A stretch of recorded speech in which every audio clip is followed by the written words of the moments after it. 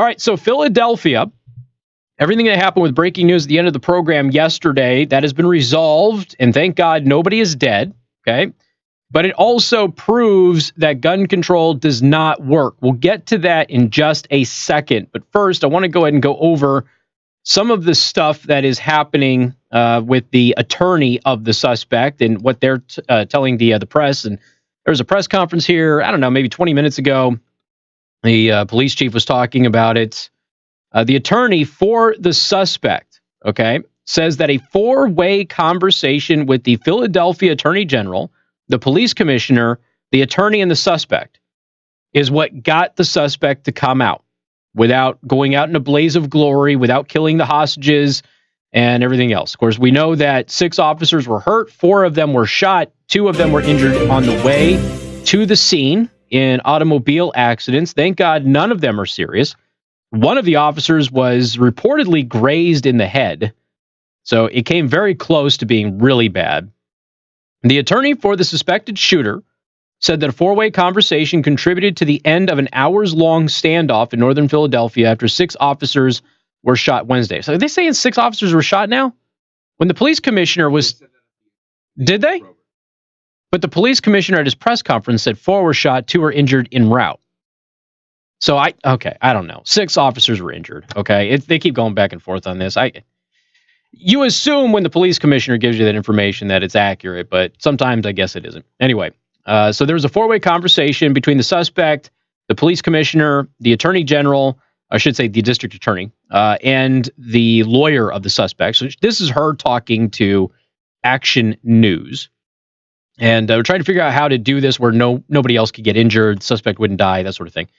So anyway, her name is Shaka Johnson, and she was talking to Action News. The 4-way call is what they said is unorthodox. It doesn't usually happen. However, the suspect's lawyer had a years-long relationship with the suspect and was in a special position to help both sides in order to bring this to an end. Okay, Johnson and Hill each called each other uncle and nephew, even though they have no relation. All right, so the attorney is, again, just they're not related, but they refer to each other in a familial way. Okay, I told him I'm not going to be on this television and watch you on this television and social media and watch you go out in a blaze of glory. I'm not going to be a part of that. So if you're not going to come out of that house, I'm going to hang up this phone and I'm going to turn the TV off because I'm not going to watch you get killed. That's what the lawyer said that they told the suspect. The gunman was in a very excited and animated, frankly dangerous state. Shot hundreds of rounds throughout the neighborhood. By the way, it's a miracle that nobody else in neighboring apartments and things like that were hit either. And that is a real credit to the police department being able to get all of them out. Even though many of them didn't appreciate the police being in the neighborhood. And we'll get to that a little bit later on in the program as well. All right, so the suspect was forced out by tear gas, but the suspect had said that they were ready to come out. So they did the tear gas thing. When the suspect came out, they still had a gun. The police apprehended him. He was motivated to live because of his newborn daughter, who was born 2 days ago. He's got a teenage son and a 2-day-old daughter when he took 2 police officers hostage. Was motivated to stay alive because of that. I thank the Philadelphia Police Department for being very patient. This could have gone a very different way much earlier in the day, especially with the community putting pressure on them to resume their normal lives. Just standing around and being patient, I'm sure that's not what a lot of officers wanted, but I thank from command on down for instituting some patience and allowing myself and Mr. Krasner a chance to get here and talk him out, Johnson said. So here's where, well, you know what? I'm going to give you something else first before we get into where things get really interesting. I'm going to talk about the Philadelphia mayor. Because the Philadelphia mayor did what you would expect every politician on the political left to do. And I know that Kamala Harris did this and members of Congress did this. They immediately went out there and made this about gun control and the NRA. Okay. Now, early in the day, when we learned about this yesterday, which we learned about it, was it 5:30? I think we learned about it. And it happened at 4:30. Well, started at 4:30. Just started making the national rounds about 5:30 or so. A little bit before that. And you heard right away that they were serving a narcotics warrant.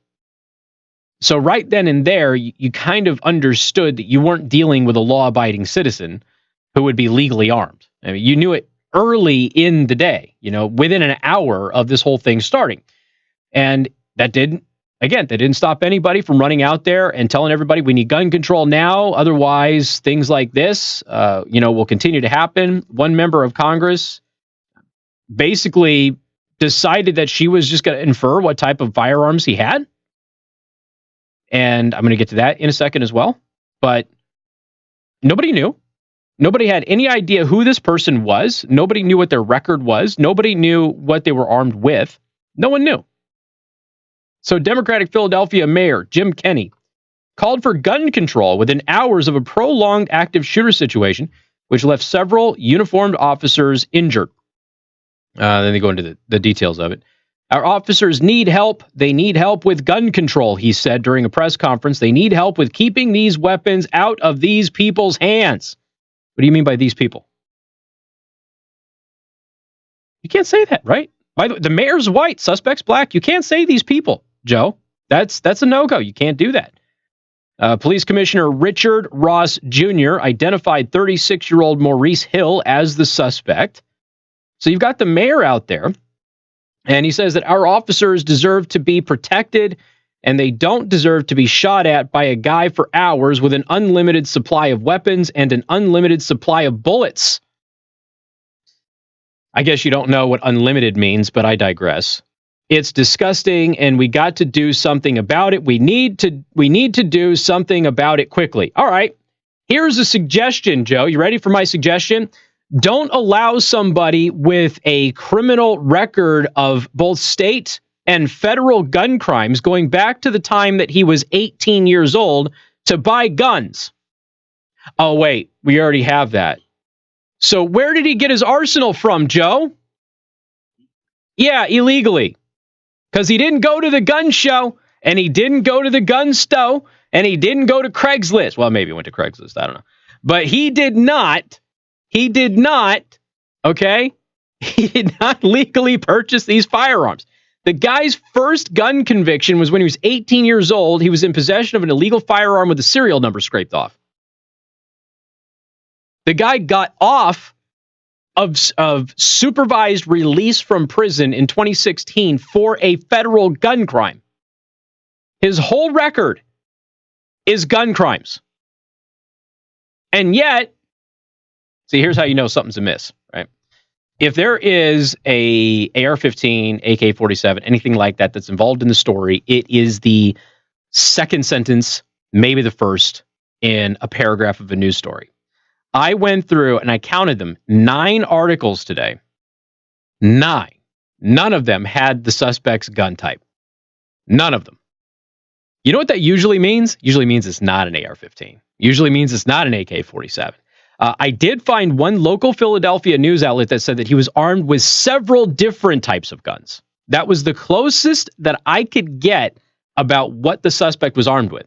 Which, of course, what I get from that is this guy who's got 18 years or so of felony gun convictions on his record, including a prison stint, okay, still was able to amass an arsenal of weapons that he was not legally allowed to purchase. So, Mr. Mayor of Philadelphia, what law do you propose that would prevent a convicted felon who is not legally allowed to own firearms in your city or your state from purchasing said guns? What new law do you want to propose in your gun control measure to protect your police officers?